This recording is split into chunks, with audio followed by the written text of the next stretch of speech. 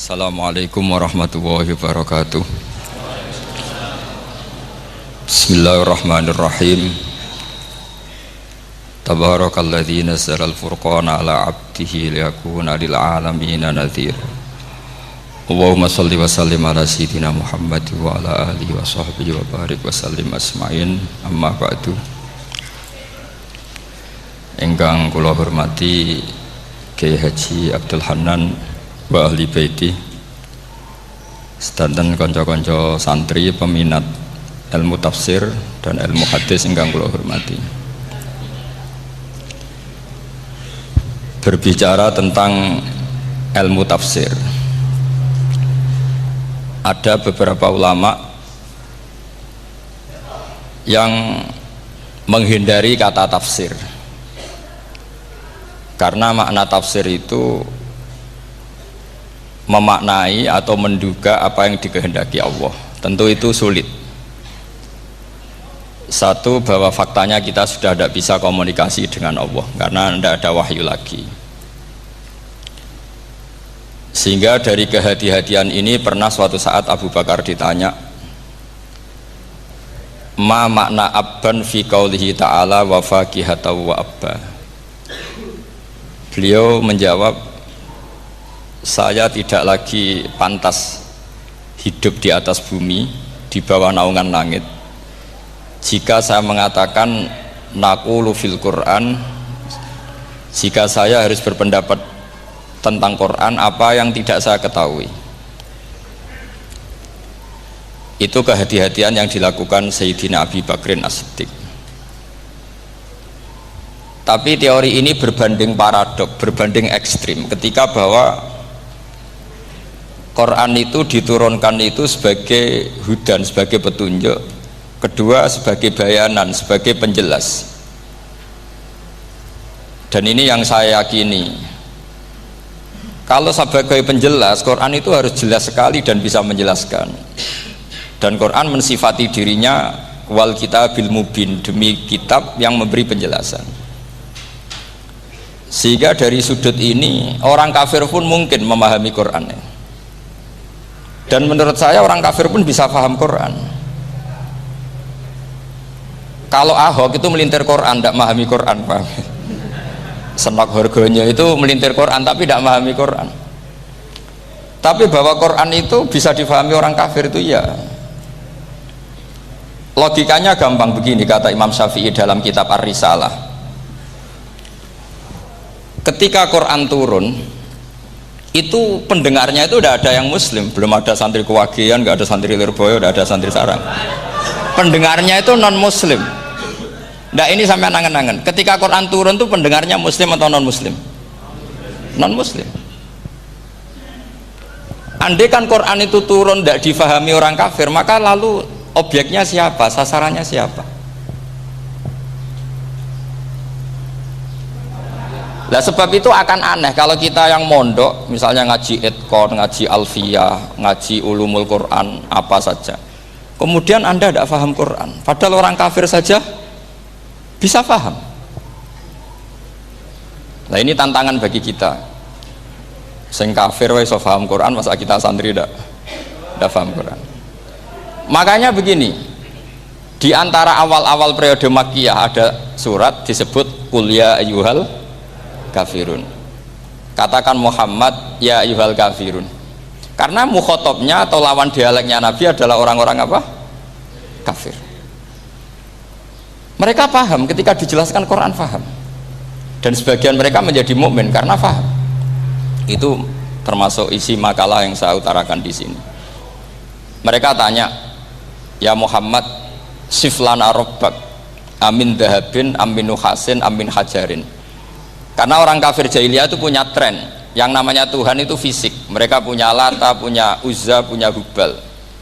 Sehingga kalau Tuhan-Tuhan kita ini dari batu, Muhammad, katanya Anda punya Tuhan yang berbeda. Lalu Tuhan Anda ini dari emas atau dari perak. Turunlah ayat Qul huwallahu ahad Allahus somad. Lagi-lagi mukhatabnya adalah orang kafir. Makanya ini juga akhirnya jadi ilmu madhab, ilmu tentang firqah-firqah dalam Islam, bahwa kesalahan terbesar orang Khawarij sebagaimana yang dikutip Imam Bukhari. Nanti saya cari di juz 4 atau di juz 3, pokoknya di bab Babu Qitalil Khawarij, karena Imam Bukhari punya adat diulang-ulang. Kata Ibnu Umar yang dikutip Imam Bukhari, innahum intolaku ila ayatin nazalat fil kufar faja'aluha alal mu'minin. Orang-orang Khawarij atau kalau sekarang orang-orang radikalisme itu meneliti Quran, kemudian ketika ada kriteria manusia-manusia tertentu itu dianggap itu kenanya orang Islam, korbannya orang Islam. Padahal awal mula ayat ini turun untuk orang kafir atau kritikan pada orang kafir. Ini cilaka betul. Karena logikanya seperti yang dikatakan Imam Syafi'i, ketika Quran turun ini nggak ada orang Islam, yang ada orang kafir. Sehingga mukhatabnya adalah orang kafir. Tapi ayat-ayat ini nanti dipakai Khawarij untuk mengcounter orang Islam, sehingga mereka mudah mengkafirkan kita karena pakai ayat yang dari awal Allah mengkafirkan orang kafir, sekarang ayat itu dipakai mengkafirkan orang Islam. Ini saking gebleknya orang apa? Khawarij. Makanya kata kitab Fathul Bari yang menyarai Bukhari itu, yang mendorong orang Khawarij seperti itu adalah jahluhum bisyariah. Memang mereka benar-benar bodoh, benar-benar goblok.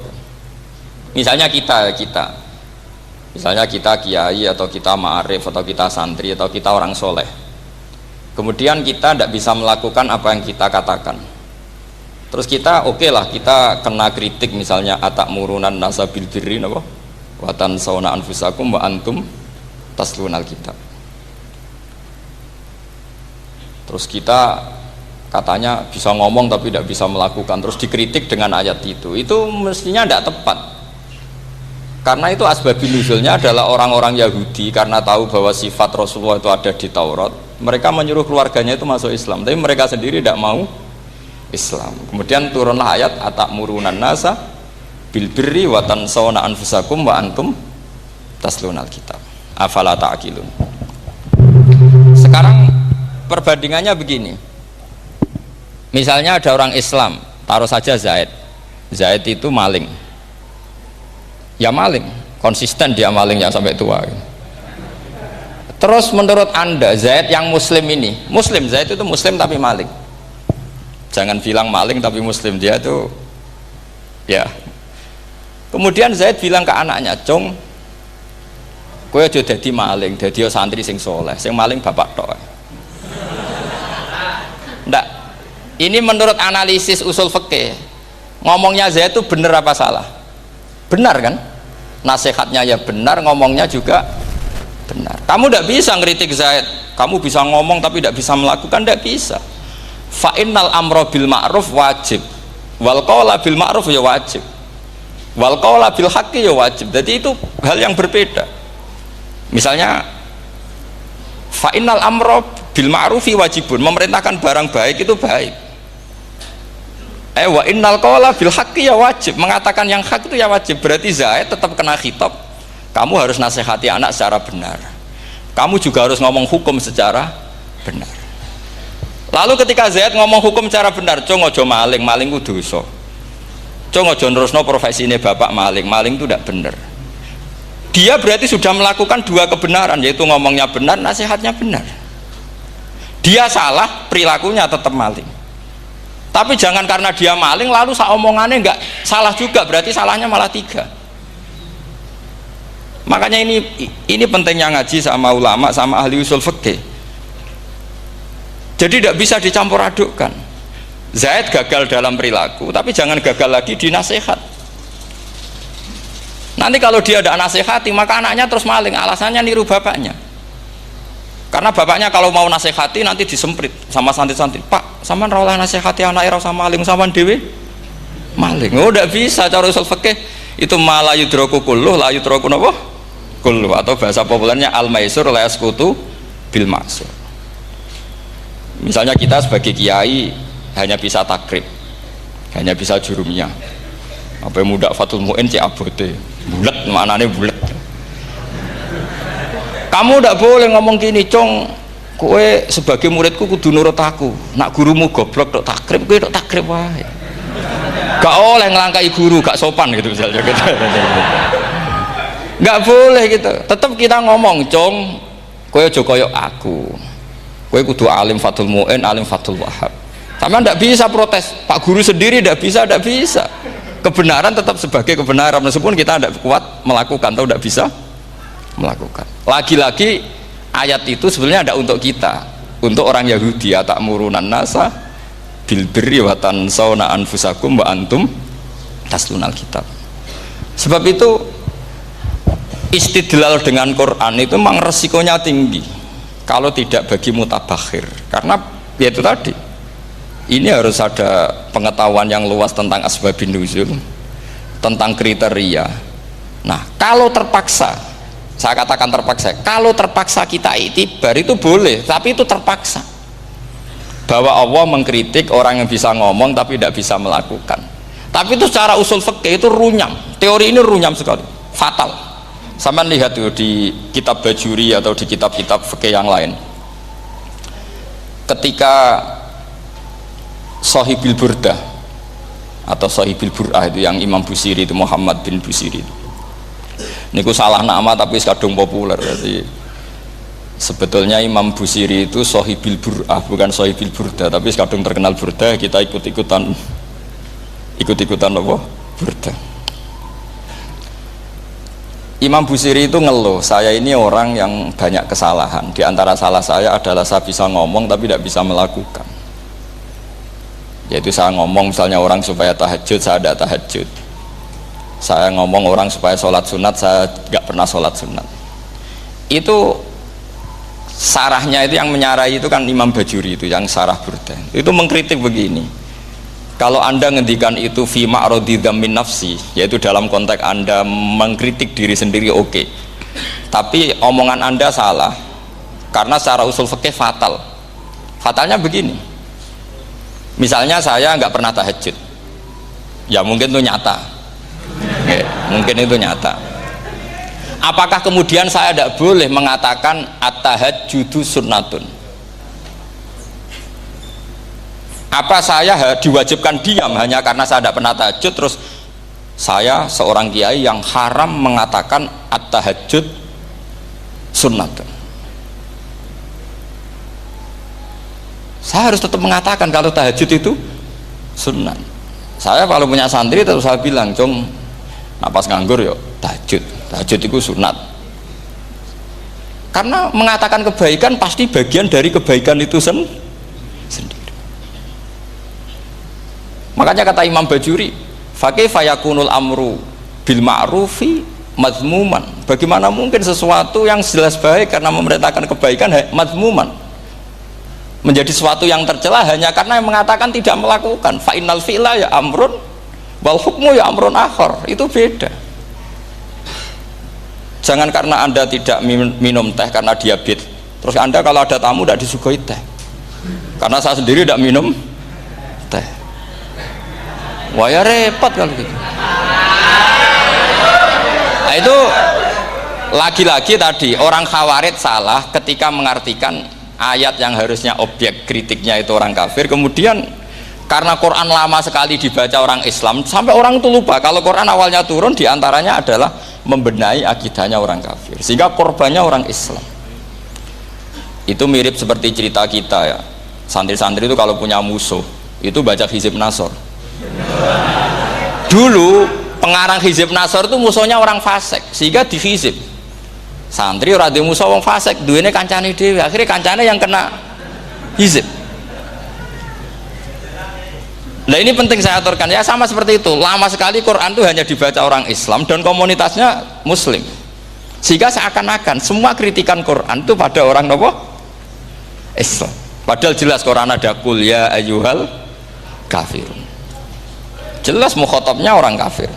Sadaqata lakum dinukum waliyadin. Nah ini penting kalau aturakan. Makanya kalau melihat itu, Quran jelas bisa difahami orang kafir. Bahkan banyak orang kafir yang menjadi muslim karena faham maknanya apa? Faham maknanya Quran. Itu jelas sekali. Itu masyhur sekali dialeknya Nabi dengan Walid bin Mughirah, dengan Utbah, dengan banyak sekali, termasuk dengan Abu Jahal, dengan Abu Lahab. Bahkan orang-orang kafir Quraisy itu menyewa namanya Musailamah Al-Kadzab. Kalau di sini umumnya baca Musailamah apa Musailimah?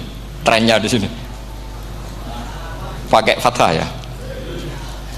Itu entah ya, nggak tahu saya yang masalah yang mana itu kan, karena memang kalau dalam ilmu riwayat itu sekali salah baca itu kasus betul, kayak Sa'id bin Musayyab atau Sa'id bin Musayyib itu ketika beliau sugeng itu kalau dipanggil Sa'id bin Musayyab itu marah besar, karena maknanya Sa'id al Musayyab itu yang ditawan,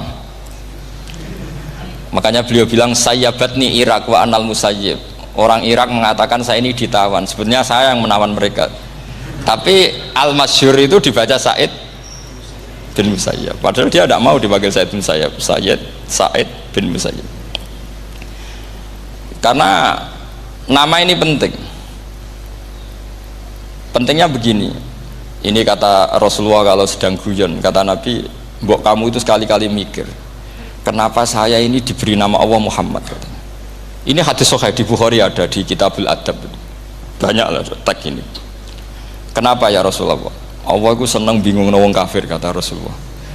Karena Abu Jahal kalau manggil saya jadi bingung. Itu kalau orang Arab kan pasti tahu maknanya. Muhammad maknanya orang yang terpuji. Sehingga kalau Abu Lahab ngomong itu jadi paradok. Hei orang yang terpuji, kamu bohong. Kan jadi aneh. Ya Muhammad kadzabta. Hei Muhammad kamu bohong. Kalau diterjemahkan hei orang terpuji, kamu bohong.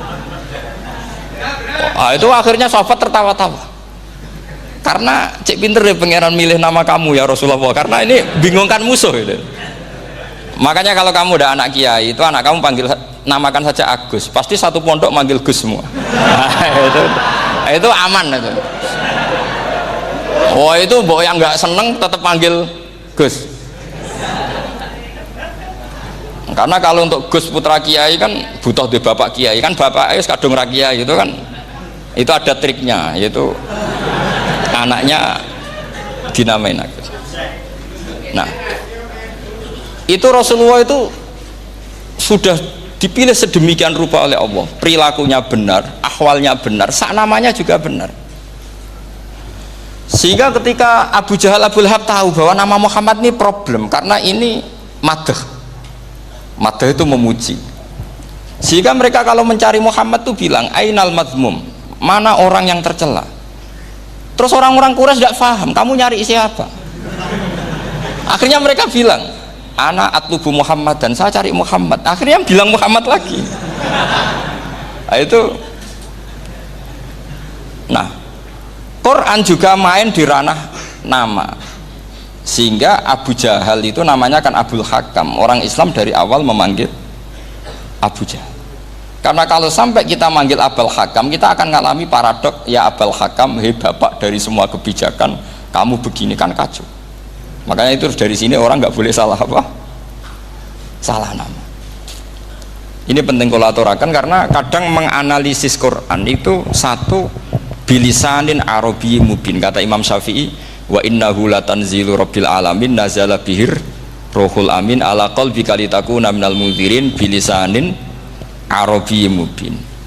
Di antara, kata Imam Syafi'i ini, di antara aturan pokok memahami Quran adalah dia malian bil arabiyah, dia sangat-sangat menguasai bahasa Arab. Itu masyhur dalam dialog Imam Syafi'i. Saman kalau ngaji takrib atau Fathul Mu'in, syarat sahnya tayamum lil musafir itu apa? Tolabul ma', mencari apa? Air. Sampai kalau di takrib dicontohkan, kalau di tempat atas nyari ke bawah, kalau ke bawah nyari ke atas. Imam Syafi'i ditanya, kaifa taqulu bi syartit tolab, bagaimana anda berpendapat bahwa tolabul ma' itu wajib untuk menjadi sahnya tayamum? Terus Imam Syafi'i faqara'a falam tajidu ma'an, kamu pergi kemudian falam tajidu ma'an, kamu tidak menemukan air. Terus Imam Syafi'i mengatakan la yuqalu liman lam yatlub lam yajid wa innama yuqalu lam ya'rif, katanya. Orang yang nggak pernah mencari itu tidak bisa dikatakan lam yajid, tidak menemukan. Kalau belum mencari namanya tidak tahu. Padahal Quran bilang kamu pergi kemudian kamu tidak menemukan air. Tidak menemukan itu berarti harus mencari dulu baru dikatakan lam yajid, tidak menemukan. Kalau tidak pernah mencari namanya tidak tahu. Hanya gitu tok itu jadi ilmu bahwa tolabul ma' itu wajib, karena Allah mengatakan falam tajidu ma la yuqalu liman lam yatlub lam yajid wa innama yuqalu lam ya'rif. Orang dikatakan tidak menemukan berarti setelah mencari kemudian kesimpulannya tidak menemukan. Kalau belum mencari namanya apa? Tidak tahu. Nah, dari sini Imam Syafi'i istidlal wajib tolabul. Ini namanya malian bil arabiyah. Dia menguasai bahasa Arab. Begitu juga ulama-ulama sufi. Itu ada cerita Aba Yazid Al-Bustami, itu ada muridnya baca ayat wasiqal ladzina taqaw rabbahum ilal jannati zumara. Orang-orang takwa itu digiring menuju surga. Itu dia nangis. Muridnya kaget. Ini guru saya tidak benar, ini ada cerita surga tapi dia malah nangis karena ayatnya itu digiring. Terus kata Abu Yazid, mereka itu di mana saja? Masa ke surga aja butuh digiring? Ke surga itu kan nikmat, ngapain butuh digiring? Saya tidak mau, kata dia. Abu Yazid itu nggak mau digiring ke surga, itu nggak mau. Muridnya kan tambah kaget, memangnya mau neraka kan, gitu pikirannya itu. Ternyata beliau jawabnya sederhana, saya pas itu sudah dekat sama Allah sehingga tidak perlu digiring. Kemudian saya sudah panitia kiamat pas itu, jadi nggak perlu digiring. Nah ini nanti penting jadi satu aturan ilmu ulumul Quran. Saya di rumah itu istiqomah ngajar Qawaidul Asasiyahnya Said Muhammad yang dulu ditulis abahnya Zubdatul Itqon oleh Said Alawi. Kemudian Zubdatul Itqon itu tentu dari kitab Itqon. Terus Said Alawi dulu ngarang kitab Faidul Khobir, sarahnya Faidul Khobir sama Sayyid Muhsin Al-Musawab, dulu dari Padang tapi hidupnya di Mekah. Saya dulu talaki sama Mbah Mun. Itu ternyata ada ayatnya, innal muttaqina fi jannati wa nahar fi maq'adi sidqin 'inda malikim muqtadir. Sekarang sampean saya tanya, menurut Anda semua orang kena hisab enggak? Enggak, sampean jawab saja. Menurut Anda ketika di mahsyar semua orang kena hisab apa enggak? Pasti kita menjawab iya. Tapi kata Said Muhammad, itu keliru.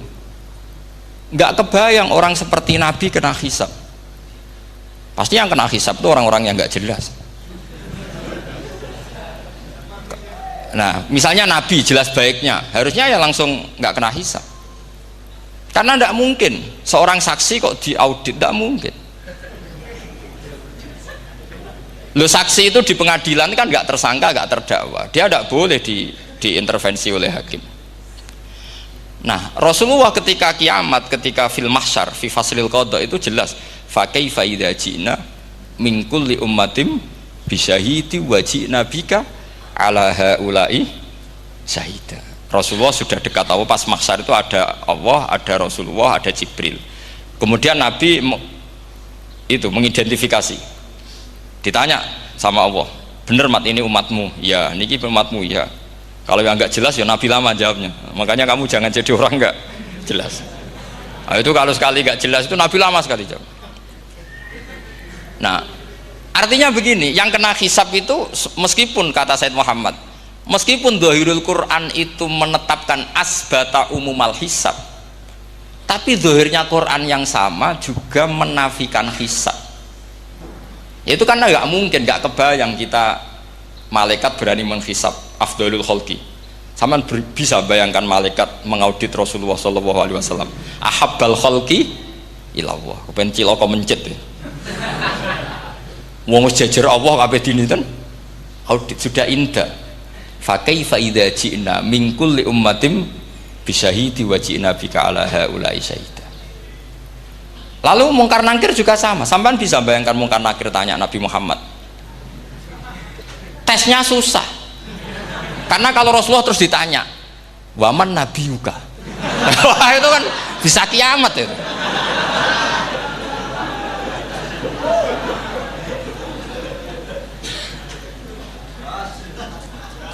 Paham ya? Makanya kata Said Muhammad, ini kan teman-teman tanya, biar caranya alim tafsirnya saja, sarannya satu hafal Quran, dua hafal Sahih Muslim, tiga semua orang sudah mati, tinggal kamu yang alim. Itu mesti aman itu. Nah kalau sampean tanya saya, apa buktinya Gus kalau orang tertentu tidak kena hisab? Ya buktinya tadi, misalnya innal ladzina qalu rabbuna Allahu tsummas taqamu tatanazzalu alaihimul malaikatu alla takhafu wala tahzanu wa absyiru. Mungkar nakir adalah malaikat penakut, membawa ketakutan. Sementara para wali ini jelas malaikat kena konstitusi, malaikat harus mengatakan ke para wali Allah takhafu wala tahzanu. Padahal Nabi tentu sayyidul auli. Para wali saja malaikat kena aturan, kamu harus bilang Allah takhafu wala tahzanu wa abshiru. Hei para wali, kamu jangan susah, jangan gentar, kamu harus gembira. Kamu bisa bayangkan misalnya mungkar nakir bawa godok atau orang kalau dipukul jul sak walang-walang. Kemudian kamu bayangkan si Abdul Qadir ngalami itu, Abdul Hasan Asadali ngalami itu, Abu Yazid Al Bustami.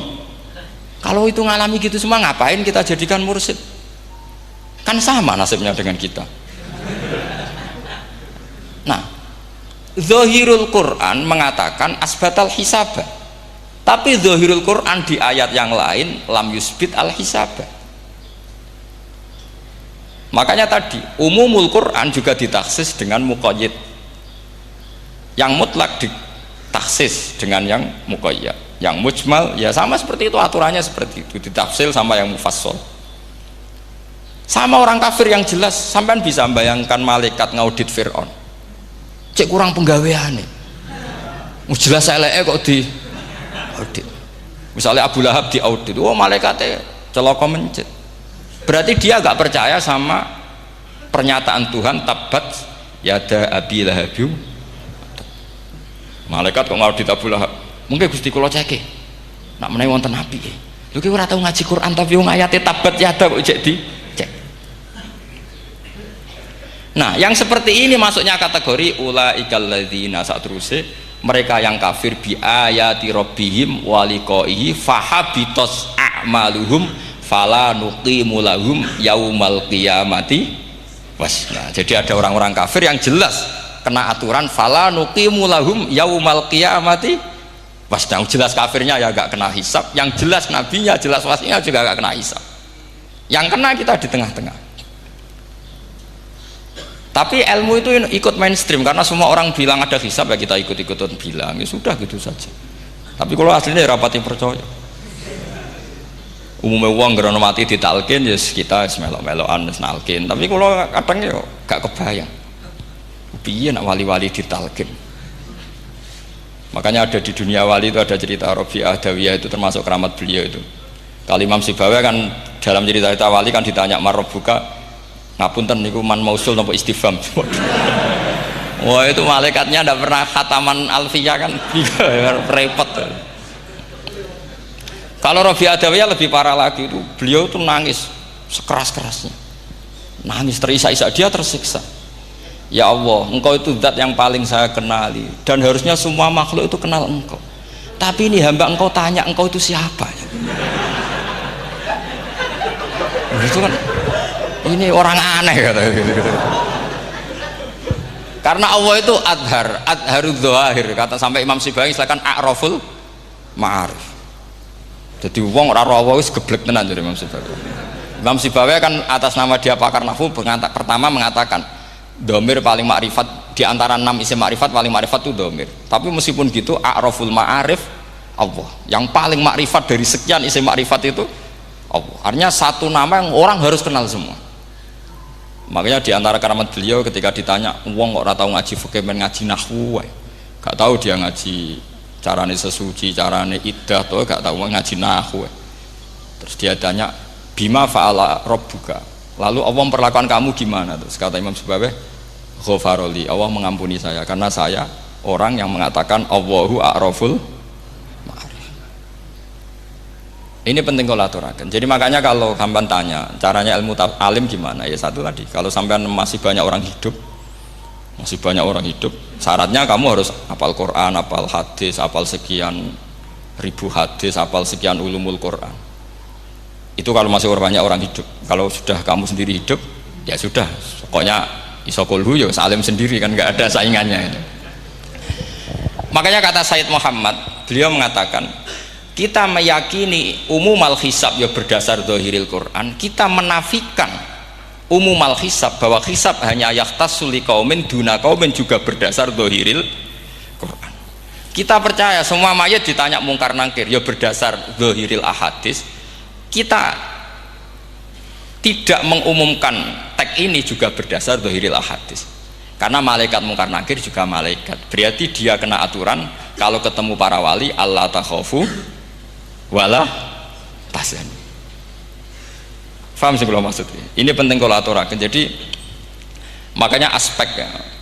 Sampean bisa memulai kalau ingin jadi orang alim tafsir bisa mulai dari yang mudah saja, yang fikih saja. Makanya kata Imam Ghazali, kenapa Mu'tazilah jadi segoblok itu? Karena dia tertipu oleh umumatul Quran, oleh tek-tek umum. Dia tidak tahu mukhasisnya. Padahal setiap ayat umum itu pasti ada mukhassis. Misalnya begini ya, kalau kamu maknanya fikih saja, contoh yang paling mudah familiar itu fikih ya. Misalnya kita ngaji Quran, wal mutallaqatu yatarabbasna bi anfusihinna salasata quru. Kalau orang dicerai, itu iddahnya itu 3 kali masa nopo suci. Apakah aturan iddah seperti ini hal hadhil iddah amatun likulli mutallaqatin am li mutallaqatin makhsusah? Apa ini semua mutallaqah iddahnya pasti salasata quru? Apa orang tertentu? Ya enggak, asal dia mutallaqah pasti iddahnya salasata quru. Anda goblok, Anda salah besar. Kalau misalnya yang dicerai adalah orang hamil, iddahnya apa? Salasata quru apa watil hamli? Watil hamli. Kita butuh ayat lain, wa ulatul ahmali ajaluhunna ayyadna hamlahu. Sama seperti kita ngaji walladzina tawaffawna minkum wa yadharuna azwajan yatarabbasna bi anfusina arba'ata asyhurin wa asyra. Asal wanita ditinggal mati suaminya, maka iddahnya 4 bulan 10. Apa semuanya demikian? Enggak. Misalnya orang hamil iddahnya biwatil hamil. Artinya kalau Anda tertipu umumatil Quran, berarti Anda sama dengan menghukumi orang ditolak semua iddahnya salasata quru. Sama misalnya orang sekarang dalil-dalil wa may yatawallahum minkum fa innahu minhum. Kalau berkawan orang kafir, maka dia menjadi kafir. Itu kan fatal.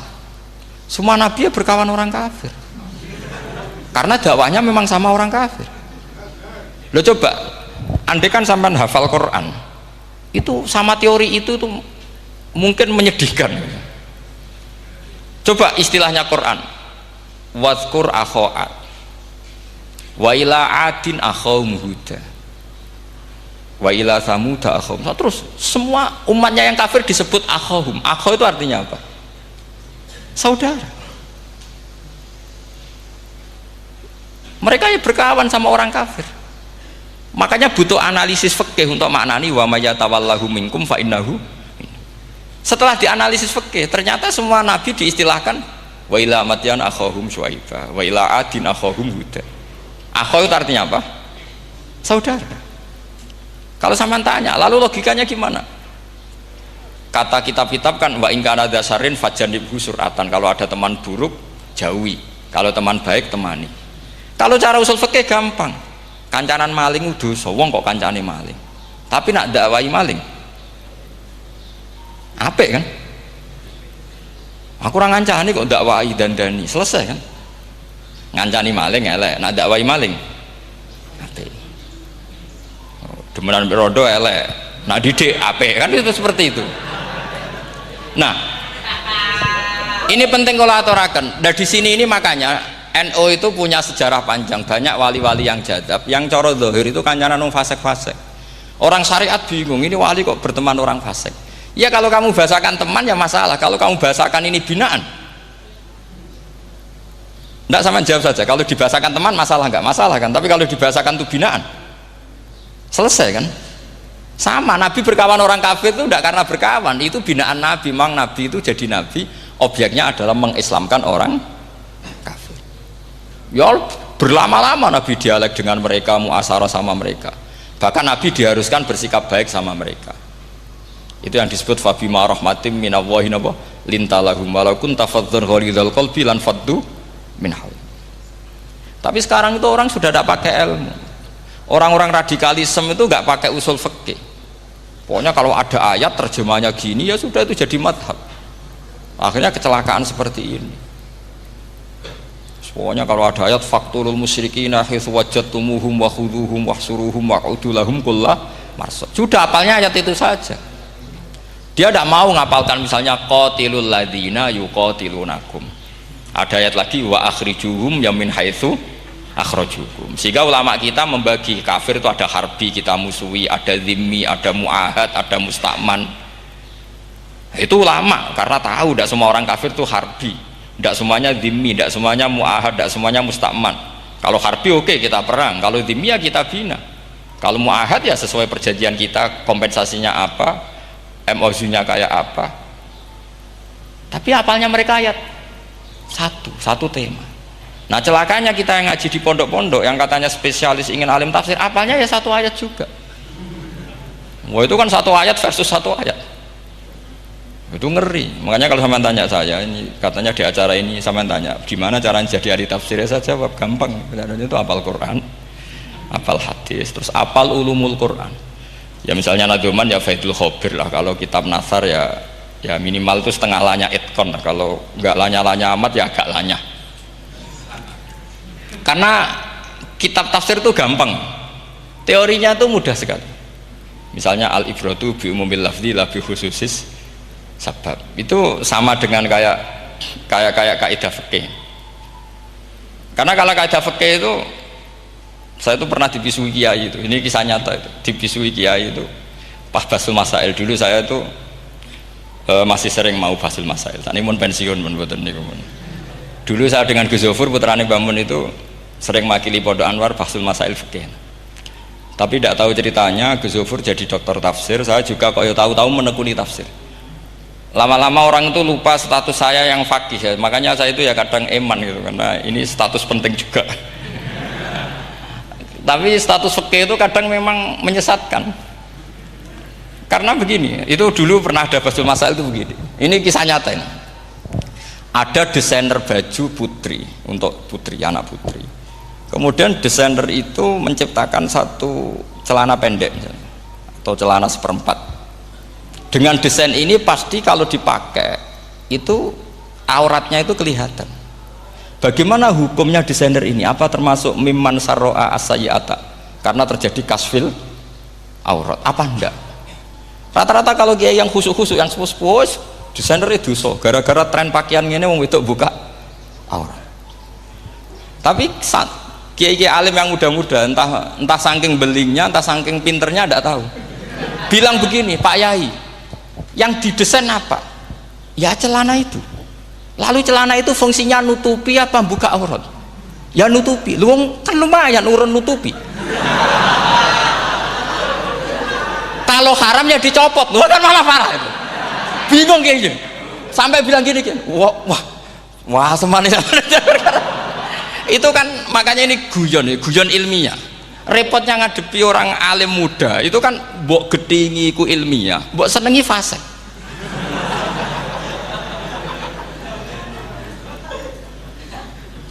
Ketika kiai yang khusyuk tadi tak tanya, kalau desainer katok seperapat, paham gitu? Yo coba yang celana dalam terlalu vulgar itu, paham gitu? Ndak rok sajalah, rok mini misalnya, rok selutut. Sampean jangan ngeres ya, yang rok selutut misalnya. Rok selutut itu desainernya kena hukum haram enggak? Sampean jawab saja. Oh haram jadi kiai sepuh, karena dengan desain itu misalnya lututnya kelihatan. Tapi pertanyaannya kiai muda saya masih ingat betul, saya tanya. Lalu fungsi pakaian itu apa Pak Yai? Fungsi itu kan tetap nutupi sebagian aurat. Kalau Anda haramkan, barang haram itu harus dihilangkan. Nah, itu. Sampai kiai itu setelah acara itu manggil saya. Gus, kalau ngakoni jenengan alim tapi podo repoti. Podo repoti nak dalam itu kan terus itu ada perumusan di redaksi keputusan yang dijual itu, yang masail fikihnya kan terus diputuskan, dibukukan. Kalau redaksinya halal Gus, nanti orang pakai rok semua. Dan saya balik bantah, kalau redaksinya haram orang nggak pakai rok. Akhirnya itu apa? Kebijakannya lucu. Buak we Gus, pertanyaan itu buak sak jawabannya oke. Jadi kita debat tidak jadi. Ini cerita ya, cerita ilmiah. Makanya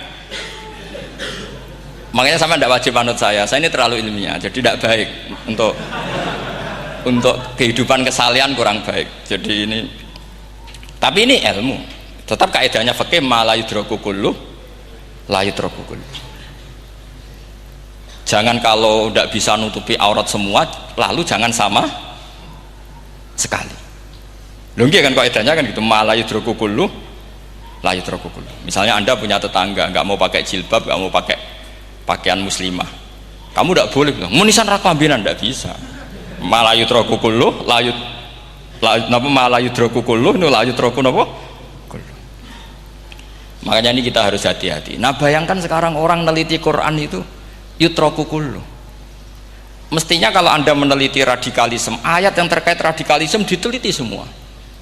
Ternyata di surat Taubat yang disebut suratus Saif, yang bahkan haram baca bismillah, itu ada ayat wa in ahadum minal musyrikin nastajaroka fa'ajirhu hatta yasma'a kalam Allah thumma ablighu ma'mana. Muhammad, kalau ada orang kafir mau belajar Quran sama kamu, ya harus kamu pelajari hatta yasma'a kalam Allah. Setelah mereka mau belajar, ya ablighu ma'mana thumma ablighu ma'mana, kamu harus menjamin keamanan dia.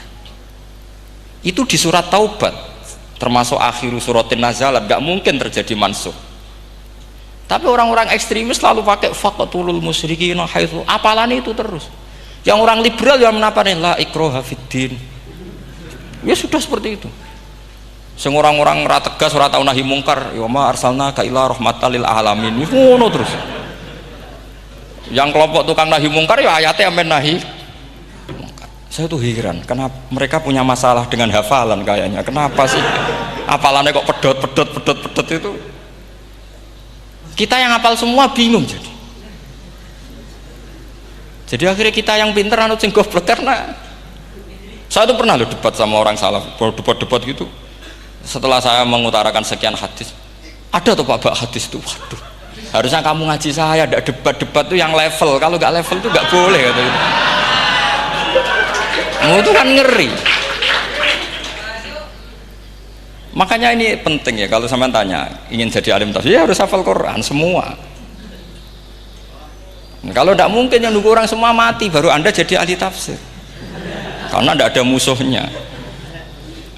Tapi saya pastikan orang kafir pun bisa memahami Quran, yaitu tadi hatta yasma'a kalam Allah. Sayyidina Umar itu masuk Islam itu gara-gara dengar adiknya baca Toha, ma anzalna alikal Qur'ana litashqa illa tadhkiratal liman yakhsha tanzilam mimman khalaqal arda was samawati ula ar-rahmanu alal arsis tawa. Itu dia ma huwa bikalamil basar, tidak mungkin seperti ini karangan manusia, itu tidak mungkin. Akhirnya dia Islam. Banyak orang Islam karena diperdengarkan Quran, karena memang notnya sudah unik, makna kualitasnya juga sudah unik, semuanya itu unik, indah. Sampai sekarang pun orang kafir itu orang paling tahu Quran. Makanya Allah mensifati orang kafir itu hasadam min indi anfusihim mim ba'di ma tabayyana lahumul haq. Sekarang sama saya tanya, orang sing tabayyana lahumul haq itu orang paham apa orang tidak paham? Mereka orang kafir itu mengingkari Quran, padahal mim ba'di ma tabayyana lahumul haq, setelah kebenaran nyata bagi mereka. Nyata bagi mereka artinya orang kafir paham apa tidak paham? Paham. Cuma mereka punya penyakit hasadam min intian. Mereka juga kalau ada ayat tentang ahkam yang memberatkan, mereka bilang i'ti bi Qur'anin ghairi hada au badil. Muhammad harusnya jangan tema itu yang diangkat, bu, cari Quran yang lain yang enggak tema itu. Mereka sampai memilih tema itu karena paham apa karena tidak paham? Karena paham. Makanya di makalah saya pastikan ngaji tafsir itu gampang, karena orang kafir pun bisa. Kalau kasus Ahok itu bukan paham itu melintir, beda, paham sama melintir itu beda. Itu diterjemah kemenang tuh jangan mengangkat kawan orang Islam, bukan mengangkat pemimpin. Ya likingnya kalau ngangkat teman saja tidak boleh, apalagi ngangkat pemimpin. Fatal mana berteman sama orang salah sama ngangkat. Saman kancanan maling ini apik nak menawa nang andani, terus ngangkat, "Hei maling ke pimpinanku." Parah mana? Parah mana? Artinya sama saja ketika diterjemah jangan ngangkat teman, sebetulnya ngangkat pemimpin lebih fatal. Itu kan mafhum awlawiyah, itu kan normal saja. Itu di Quran biasa, misalnya innalladzina ya'kuluna amwalal yatama dzulman, orang yang makan hartanya anak yatim secara zalim. Terus kamu bilang, "Gus saya tidak makan kok, sepeda motornya tak gasap, tak jual." Yang diharamkan kan makan. Wah, ya sarap kalau gitu. Maknanya begini, memakan harta anak yatim artinya ifsad. Ifsad itu merusak. Nak ngono ikhraq, membakar atau mencuri sama dengan makan, bal asad. Malah kan lebih apa? Lebih apa? Dasar. Jadi yakuluna di situ tuh ba'dul amsilah, sebagian contoh min wujuhil ifsad atau min wujuhil ihlak. Jangan kok karena ayatnya makan, oh yang haram tuh makan, kalau nyuri gak apa-apa. Waya fata. Itu kan sama dengan santri geblek dikandani kiai ini, "Cung, kowe mbek bojomu jogeman naboi." Suatu saat istrinya lapor lagi, "Pak Yai sekarang ndak naboi tapi nyadui." Karena naboi itu pakai tangan. Mereka pertama dilaporkan kiainya, "Pak Yai, suami saya itu sering memukulin saya pakai tangan gini. Cung, jogeman naboi bojomu." "Nggih Pak Yai, siap." Suatu saat istrinya lapor, "Pak, tetap benjut, kenapa? Kulo nak niki disadui." Mereka pikirannya, sing haram nabok, nak nyaduk halal. Wah itu kan ngajak goblok bareng. Nah masalahnya di usul fikih kasusnya seperti itu. Makanya saya ini kadang ya maliki sekali. Kadang saya itu maliki sekali. Kadang ya. Misalnya begini, saya beri contoh. Ini yang kisah nyata ya. Ada seorang Arabi datang ke Rasulullah. Ya, tadi kan teman-teman minta juga ilmu hadis ya. Ini satu paket saja. Itu tadi nanti kalau sampean kasih lalim ndak itu sudah ada urusan saya tadi, nunggu orang mati banyak tadi itu. Kalau nggak usah nunggu orang mati, sarannya tadi apal tadi. Ya Rasulullah, ahlak tuh saya ini orang yang rusak. Wama ahlakaka, lalu yang bikin rusak kamu apa? Qol waqatu imroati fina hari Ramadan, saya menjima istri saya ketika masih siang fina hari Ramadan, siang Ramadan. Walhasil Nabi tidak menyuruh hanya kodok, tapi menyuruh kafaroh. Kafarohnya itu merdekakan budak atau memberi makan 60 orang miskin atau puasa berapa? Puasa 60 hari. Atau urut merdekakan budak atau puasa 60 hari atau memberi makan sitina miskin. Oke, kita sepakat. Sepakat ya, hadis itu sahih dan diulang-ulang oleh ashabus sunan. Oke, riwayatnya nggak masalah. Sekarang kita analisis maknanya. Sekarang sampean saya tanya. Kalau anda misalnya sekarang jam berapa ini? Misalnya sekarang jam 9 kurang seperempat Ramadan, terus anda rokok atau anda ngopi, kepengen ngopi terus ngopi tanpa udhurun syar'iin, anda hanya wajib qadha apa bayar kafarah? Ndak, sampean jawab. Rata-rata kiai kita, oh mau wajib qadha Gus karena gak jima. Sing seru kafarah itu nak jima. Kan ngombe kopi be jima beda. Pertanyaannya tuh lucu, ini naif secara fikih masalahnya begini. Jima bojo itu tidak zina. Jima bojo itu zina apa enggak? Enggak. Berarti dengan makan bedanya apa? Sama kan? Sama-sama amrun mubah. Sesuatu yang boleh. Kenapa hukumannya berat? Makanya kata Imam Malik, enggak itu nilainya. Nilainya adalah hadku hurmati Ramadan bi ghairi udhrin syar'iyyan. Makanya kata Imam Malik, siapapun yang makan fina hari Ramadan, iftar apapun fina hari Ramadan bi ghairi udhrin syar'iyyin, maka hukumnya sama dengan jima fina hari Ramadan. Karena sama-sama ihlak ifsad hurmata Ramadan bi ghairi udhrin syar'iyyin. Loh enggak, ini ilmiah. Kamu udah harus cocok, tapi otak kamu harus percaya. Loh iya kan, beda kan? Saya secara nafsu tidak cocok, cek berarti, tapi ilmiah saya setuju. Kalau kiai kandani itu kan pasti pakai badul amsilah, kan nggak mungkin semua contoh disebut. Cong penak melaku jogeman delok wedok itu mari setan. Mboten delok Mbah, nyekel lho malah parah tuh. Nggak bisa. Makanya ini masalahnya lafat. Ini kembali ke Imam Syafi'i, bilisanin Arabiyyim mubin. Ketika seorang kiai bilang cung jogeman delok cawe itu adalah mengungkapkan al-muharramat, bukan mentaksis yang haram itu hanya melihat. Saya ulang lagi ya, ketika seorang kiai bilang cung jogeman delok wedok sing haram, itu semangatnya adalah melawan keharaman, bukan mentaksis yang haram hanya delok. Itu di Quran normal semua, di semua lugat ya biasa. Itu kan sama seperti misalnya seorang bang ngasih uang cucunya, cung tak kayak duit 100.000, cung gue tuku es, terus kue mendingan Nak ragu tuku es haram iki kan ngongkone tuku es. Lah kepen putumu mati kan nyeben 1.000 gue tuku es. Ya mulai dulu istilahnya nak bange ke ibu tuh jong 1.000 gue tuku es. Cara wong kuno. Nah, maksudnya gue pokoknya umumnya cah cilik senane es cuma nyebut. Ya sudah seperti itu. Sama seperti Quran menghentikan begini. Ini memang salate yang fikih dulu yang pokok-pokok.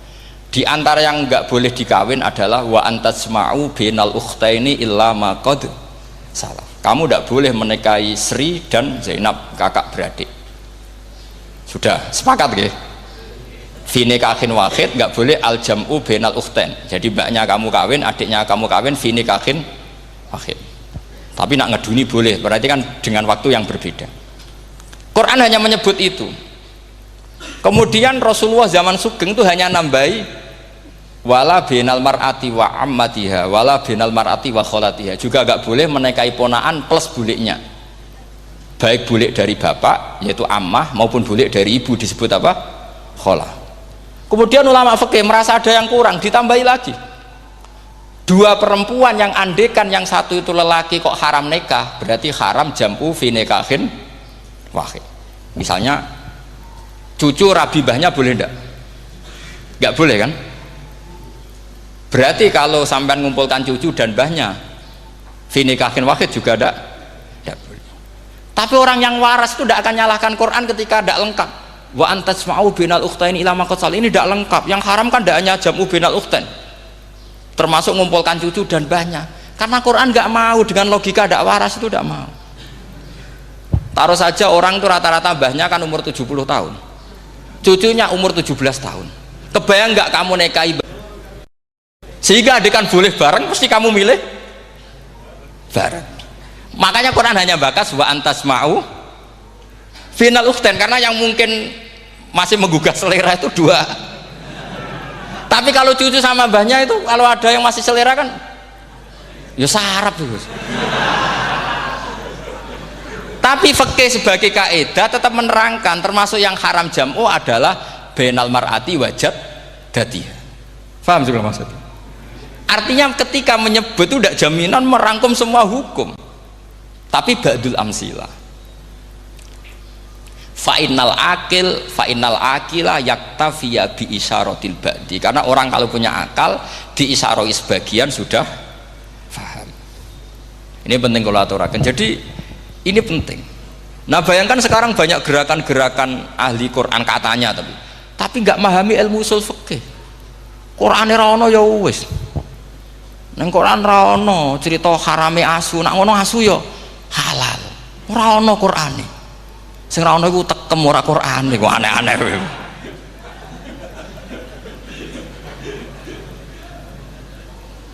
Itu kan sama, terus sampean misalnya tadi jam 09.00 Ramadan tambah uzurin syariyin terus mangan mie rokokan. Itu kan melecehkan Ramadan biguri uzurin syariyin, karena melecehkan hurmata Ramadan kena sanksi separah itu. Jangan kamu terus bilang tapi Nabi hanya bilang masalah jima final Ramadan. Jima istri itu hukumnya itu tidak zina, hukumnya itu mubah, sama dengan makan.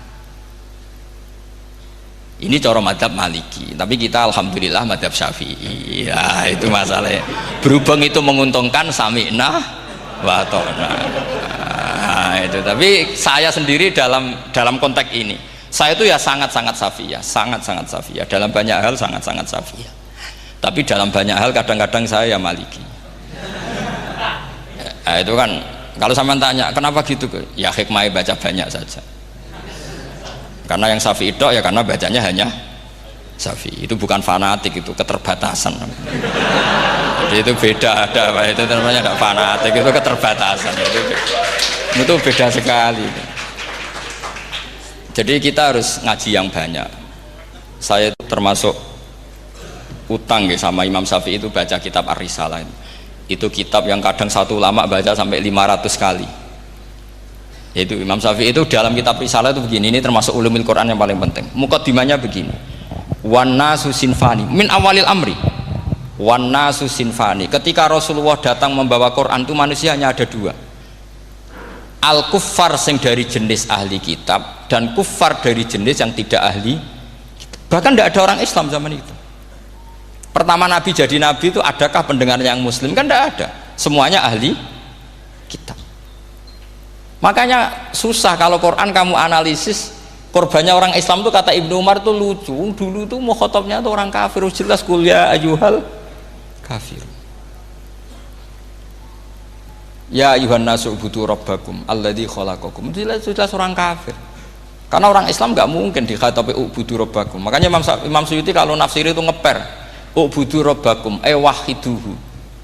Tapi kalau mukhatabnya orang Islam dawimu alal ibadah atau dawimu alat tauhid.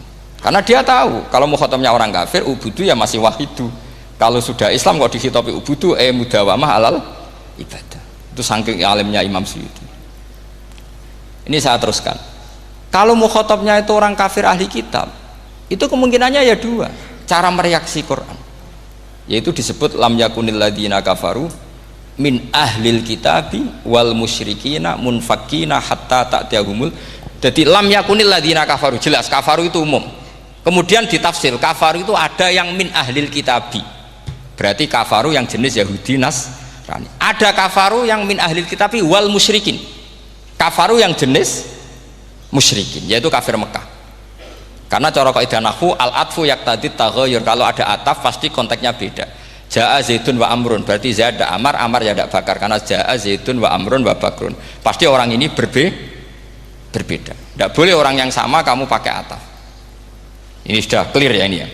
Kemudian cara pandang mereka ya beda. Ketika Rasulullah mengajak tauhid, itu ahli kitab tidak masalah. Memang harusnya Tuhan itu satu, tidak masalah bagi ahli kitab.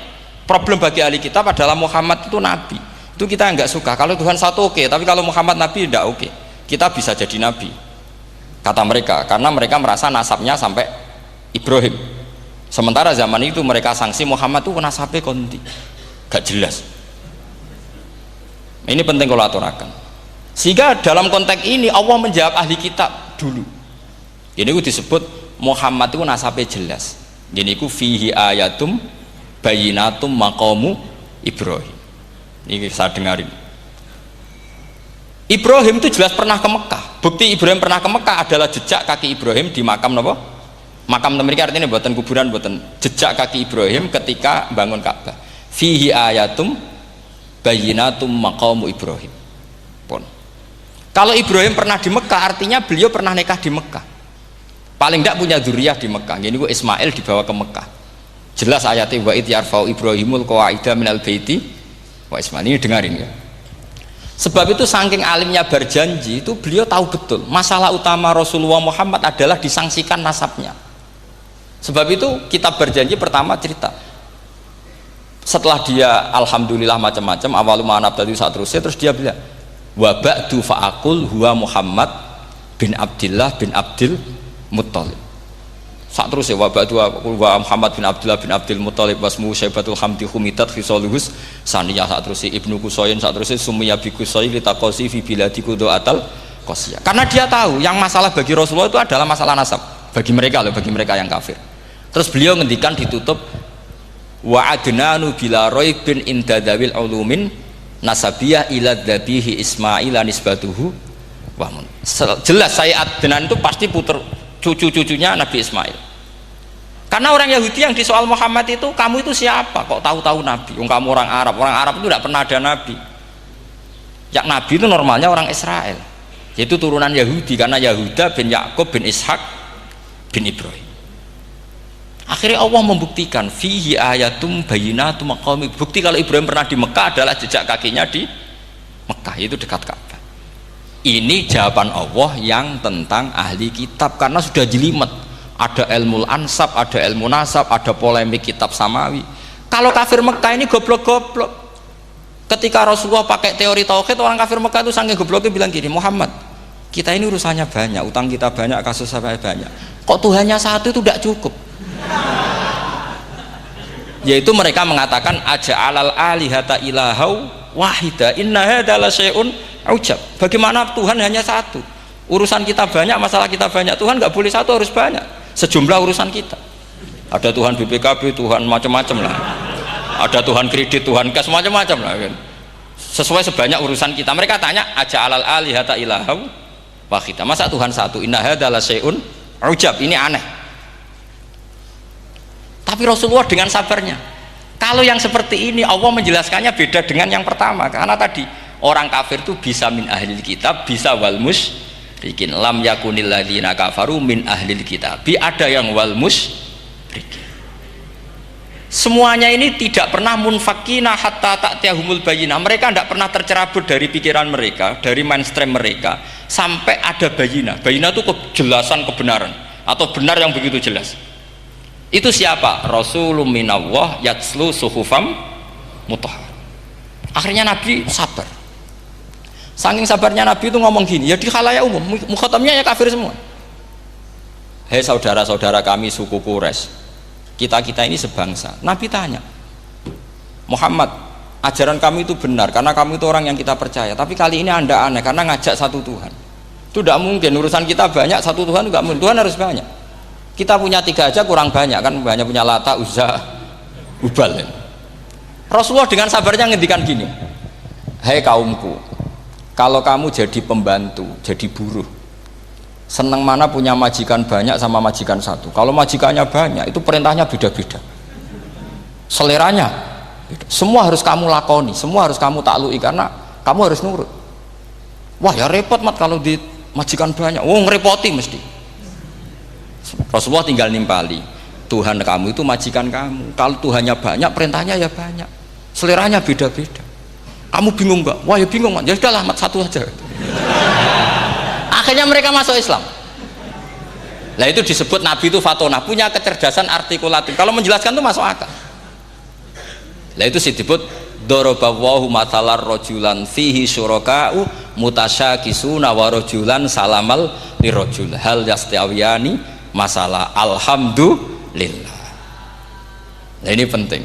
Allah membuat satu perumpamaan bagaimana ada satu pembantu yang punya majikan banyak, yang berbeda-beda seleranya, berbeda-beda perintahnya, dengan kalau hanya satu majikan. Apakah sama? Mereka jawab tidak sama, enak punya satu majikan. Begitulah Tuhan kamu, harusnya satu. Jadi artinya gini, kalau kamu ngaji ulumul Quran, kamu harus tahu ini khitab ke kafir. Kafir yang mana? Ahli kitab atau kafir yang musyrik? Nah sekarang tidak tahu lagi, pokoknya kafir. Makanya kalau orang berdebat mereka itu tidak goblok meneh. Waduh. Makanya sama tidak usah ketularan goblok sing pun gimpun sing wis goblok ora usah ditambahi mun kathah dan ini pun niku. Ya karena kita ngaji jelas Qur'annya kan lam yakunil ladzina kafaru, itu masih ada min lil bayaniyah atau min li bayanil jinsi. Kafaru itu sapa? Siji min ahlil kitab, 2 kafaru sing wal musyrikin. Dua-duanya tidak pernah munfakina hatta ta'tiyahumul bayinah. Mereka tidak akan tercerabut dari pikirannya sehingga ada bayinah. Bayinah itu siapa? Rasulun minallah yatslu sufam. Nah, ketika Nabi menjelaskan asal usul nasabnya bahwa Sayyid Adnan itu ila Ismail, Ismail jelas putra Nabi Ibrahim, mereka terus baru iman karena ada fihi ayatum bayinatum maqamun apa Ibrahim. Ya jadi saya kira demikian. Nanti kan akhirnya jam itu teman.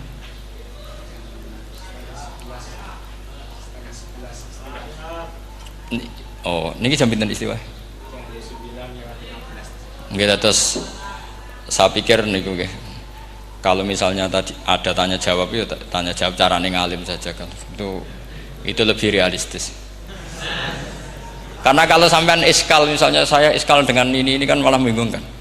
Kalau kamu terkenal pinter, iskal kita gobloke. Nah wis pinter kok iskal itu. Jadi saya niru ilmunya Abu Nawas. Abu Nawas tidak bisa pidato. Nggak bisa pidato, suatu saat dipaksa pidato sama khalifah itu. Hei para hadirin, kamu pinter apa goblok? Nah mereka pinter, mau ngandani wong pinter, terus pinter kok ngandani gitu. Akhirnya hadirin itu kan karena seneng sama Abu Nawas itu seneng. Ya sudah Abu Nawas, kalau gitu kita goblok. Aku mau mengambil wong goblok. Akhirnya terus wassalamualaikum warahmatullahi wabarakatuh. Jadi itu Abu Nawas juga bisa pidato, tapi dia tahu saja caranya menyelesaikan masalah. Jadi itu Abu Nawas. Jadi ya orangnya kacau tapi cerdas itu, makanya jadi guyonan. Sebenarnya Abu Nawas itu figur yang nyata, tapi tidak senaif yang diceritakan orang-orang di anekdot itu. Ya, beliau itu orang soleh ketika era Harun ar-Rasyid. Tapi ya tadi karena banyak cerita yang macam-macam. Ya, Abu Nawas itu, makanya ini cerita anekdot. Jadi riwayatnya agak jelas tapi lucunya jelas. Jadi itu. Dia itu mangkel punya tetangga profesor ahli astronomi. Adiknya itu mau iso omong kok. Abu Nawas mau pinter molak-malik omong, kan masyhur itu dia cerita. Hari Senin tanggal sekian lihat Abu Nawas di alun-alun mau terbang. Orang lihat semua itu Abu Nawas itu ya sudah di podium ya hanya gitu-gitu. Kok nggak mau terbang-terbang? Ya mau itu ya tidak. Wassalamualaikum warahmatullahi wabarakatuh. Yang bilang Abu Nawas terbang siapa? Abu Nawas mau terbang. Yang namanya mau itu ya tidak.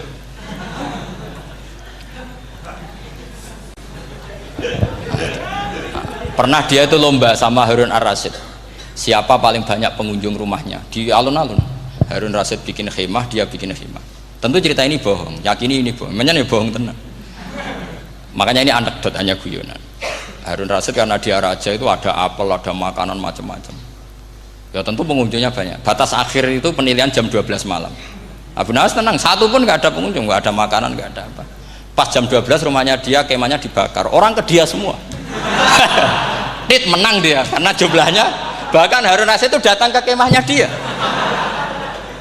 karena lombanya kan pengumpulan massa terbanyak jam 12. Harun Rasyid pikirannya santri ya sugoi jajan mesti teko, pikirannya gitu.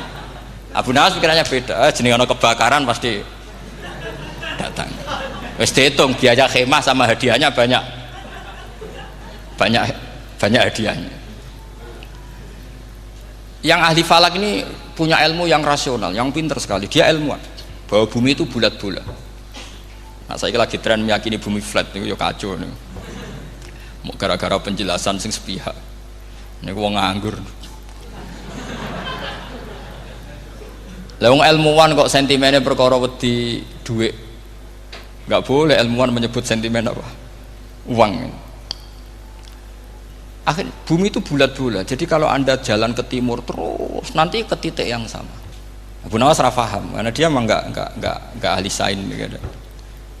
Suatu saat si profesor ini kemalingan, malingnya melayu ngetan. Terus minta tolong sama Abu Nawas, kejarlah maling itu. Kemana? Ke timur.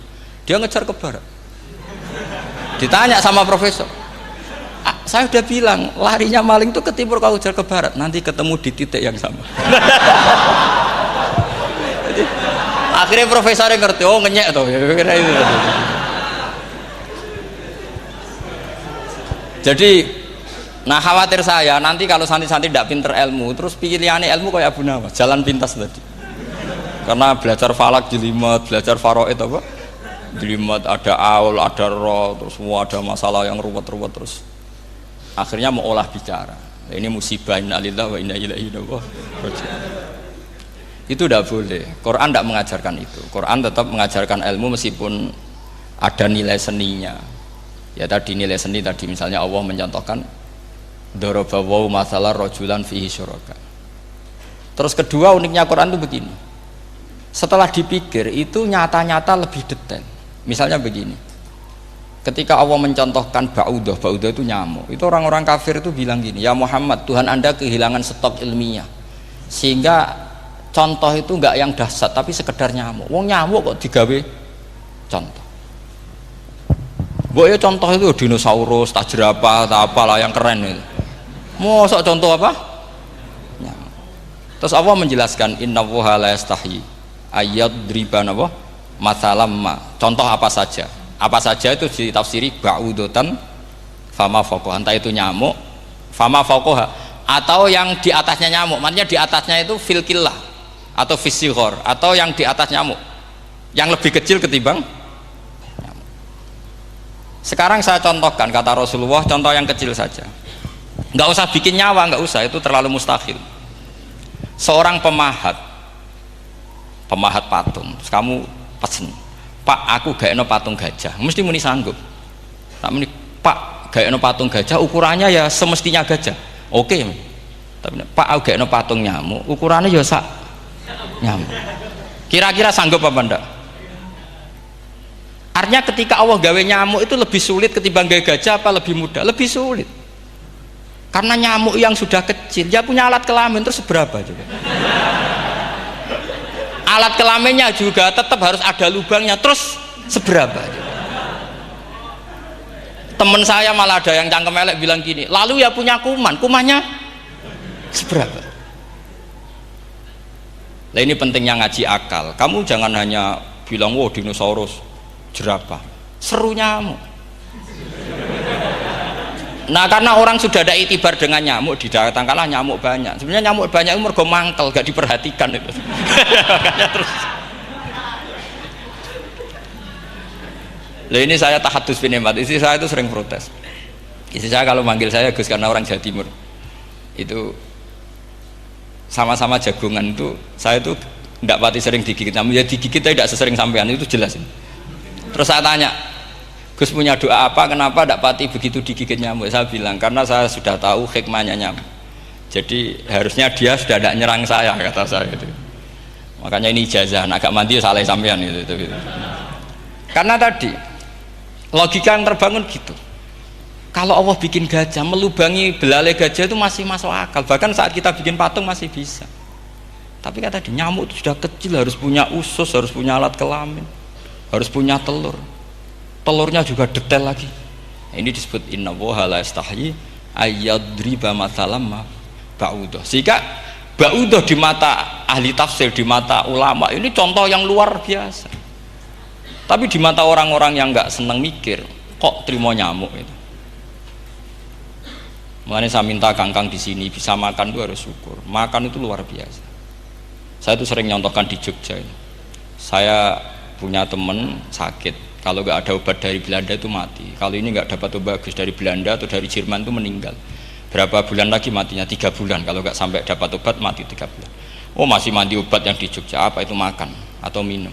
Kalau orang tidak minum tidak sampai 3 bulan sudah mati. Boy orang itu mikir seperti itu. Tapi kita ini kalau obat dari Jerman, dari Belanda itu hebat. Kalau enggak kita mati sebulan lagi, 3 bulan lagi. Allah bikin obat pada kita tiap hari, yaitu kita bisa makan, bisa minum. Itu kalau sekali nggak makan 5 hari bisa mati sama.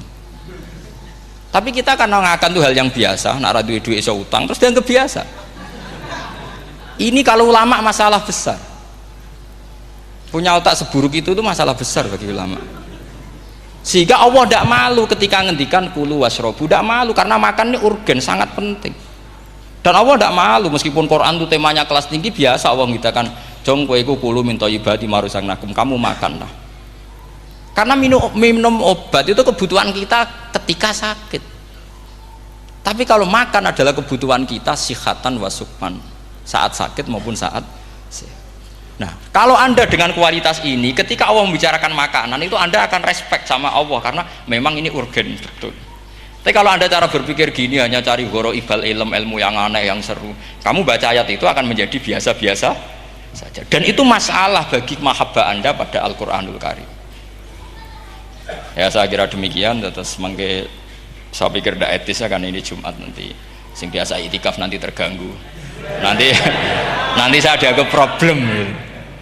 Ya kalau ada tanya jawab ya saya mohon tadi ya, karena ini zaman akhir saya memang butuh sekali. Kenapa saya mau datang? Satu, hormat Kiai Hanan. Dua, saya memang ingin banyak mufassir lagi, jangan hanya lewat baca terjemah kemudian merasa menjadi ahli apa? Quran atau ahli tafsir. Itu musibah besar itu masalah besar itu. Ya pokoknya saya mohon lah ya setidaknya gitu. Misalnya orang kafir, kamu cari saja orang kafir, ternyata ada yang harbi, ada yang dhimmi, ada yang mu'ahad, ada yang musta'man. Lalu dalam tarikh ada kafir Yahudi, kafir Nasrani, kafir ahli kitab. Kalau di fikih ada kafir yang lahum kitabun, ada yang tidak lahum kitabun. Kalau yang lahum kitabun disebut ini kitabiah kholiso, yang tidak itu kan beda-beda di fikih, boleh nikahnya ndak, khilu dzabihatihim atau tidak, itu kan detail sekali. Makanya saya mohon ini latihan detail. Oke, sampean tetap ngaji, sering khatam itu bagus karena mengumpulkan semua ilmu.